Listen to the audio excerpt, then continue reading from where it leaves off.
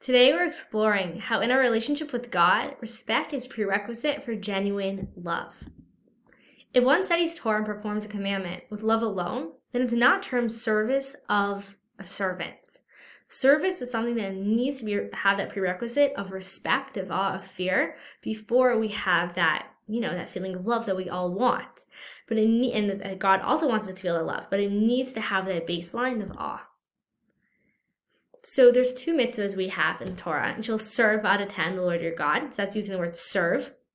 And him shall you serve, tavdu. So this idea of fulfilling these mitzvahs of your serving God, those are mitzvahs that need to be performed. In order to be fulfilling those mitzvahs of service, it needs to have that baseline of awe, of fear, of respect that we've been doing these meditations on how to conjure that up in the previous days. Just like an ox in which one first places a yoke in order to make it useful to the world, so too a human being must first of all submit to the yoke of the kingdom of heaven and only then engage in divine service.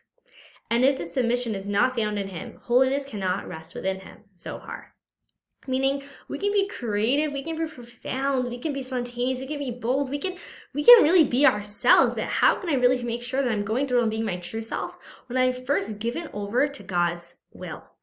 Sometimes something happens where I feel like I'm smarter than God and I know better. Or no, this time I really feel like this time will be different. And when we're caught up in our whim or just an intellectual excitement of an idea and it's not anchored in first and foremost, I'm a servant to God. I'm here to serve God and I've submitted my mind and my heart to a higher power. That's when things get messy.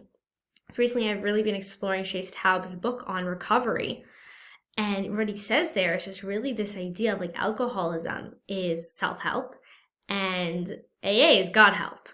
It's really saying that I need a higher power. That is the baseline. And that's what we're saying. This respect is all this fear is God knows better. God has the bird's eye view on reality. He's creating this existence every moment. If I don't have that trust and that respect and that awe, then I can't really build that relationship because just like we're saying with the addict, in that moment, they can say, well, this time this drink will be different.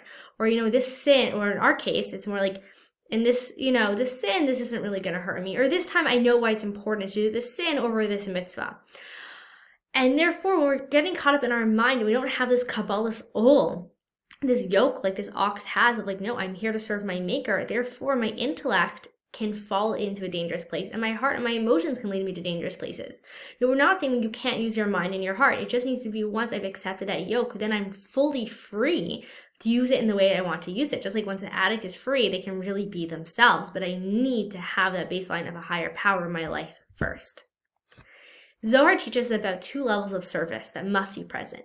One is a category of a servant who serves his master out of fear, out of awe, out of this baseline of respect. If you are my master and you are higher. And second is a category of a son who serves his father out of love. So of course we want to have that more intimate relationship with God of serving our, our Father in heaven at this place of love. But if it's, I'm doing this because I love you and the next moment I don't love you, it's not genuine service.